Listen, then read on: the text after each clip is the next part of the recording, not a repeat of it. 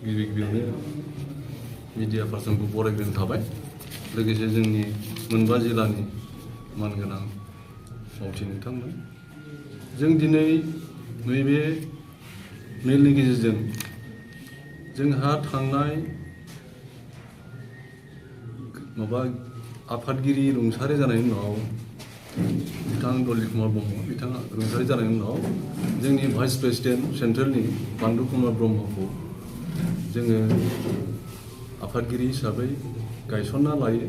बिनि उनाव उदालगुरि जिल्लायाव 28 एप्रिलाव जों मोनसे कनभेनसन बायदि खुंनानै माने आफादगिरि हिसाबै बिथांखौ गायसनो किन्तु बिथांखौ जों एडहक हिसाबैसो गनायना लाखादों 6 दाननि थाखाय। दा फैयै फैयै जोंनिया दा 6 दाना बाबेनलांबाय। बिनिखायनो जों दा सेन्ट्रेलाव एडहक कमिटियाव जोबलांबाय नालाय जोंना गोजोर आफादगिरि गैया। बिनिखायनो जोङो मोनबा डिस्ट्रिक्टजों लोगो नांनानै जोंनो रोंगौथि गोनां सासे गोग्गोम मावथि आखुनि आफादगिरि नेहाथारि गायसननानै लाफिननो थाखाय जों दिनै बे मेलनि गेजेरजों सावरायो आरो बे सावरायनायनि गेजेरजों जों मोनबा डिस्ट्रिक्टनि गासै मावथिफ्रा गोख्रों मोनसे बिथांखि लायो जे जोंहा सेन्ट्रेल आफादखौ फैगौ नभेम्बर दाननि गेजेरावनो जाहाथे गायसनफिननो हायो। बेनिखायनो जों दिनै बे हाबाफारिखौ लानाय जायो। जोंहाथ' एक्सप्लोरेटरि फर्स अर्गानाइजेसन हिसाबै खामानिया गोबां दङ।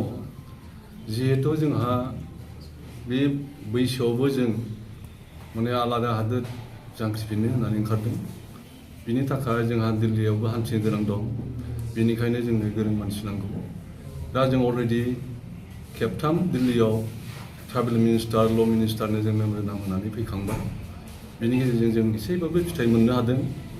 दा बेबायदिनो बावैसो जोंहा थांनायनि आरो मोनसे हाबाफारि दंबावो।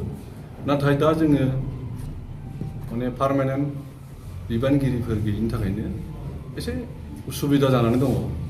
थेवबो बिनि गेजेरजों जोङो नैबे दिनै मेलखौ खुंनायनि गेजेरजों बेबायदि माने बिथांखिफोरखौ लानानै जों नोंथांनि गेजेरजों गासै रायजो राजानि गेजेराव फोसावनाय।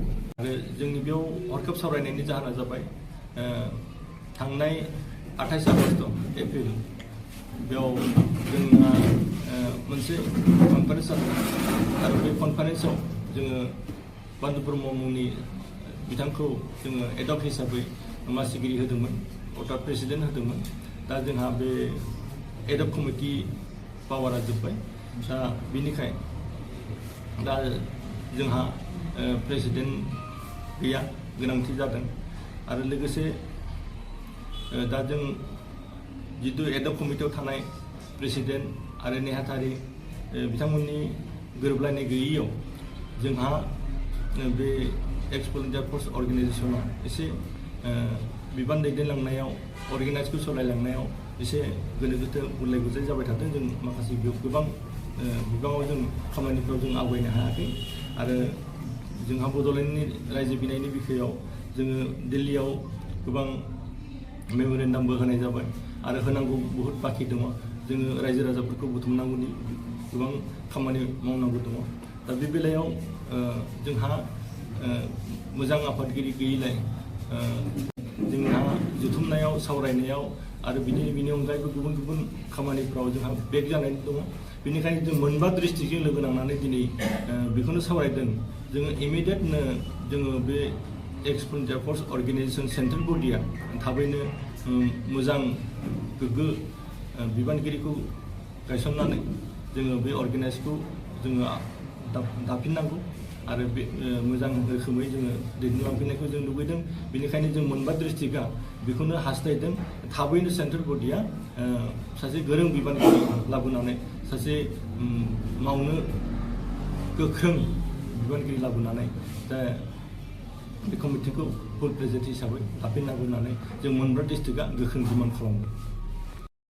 बहुद दुखु गोनां खोथा जोंनि गेजेराव जाय दिदोम आफादगिरिमोन बियो हरखाब जोंनि गेजेरनिफ्राय रुंसारि जालांदों आरो बेनो जाबाय जोंनि सेथि दुर्भाग्य।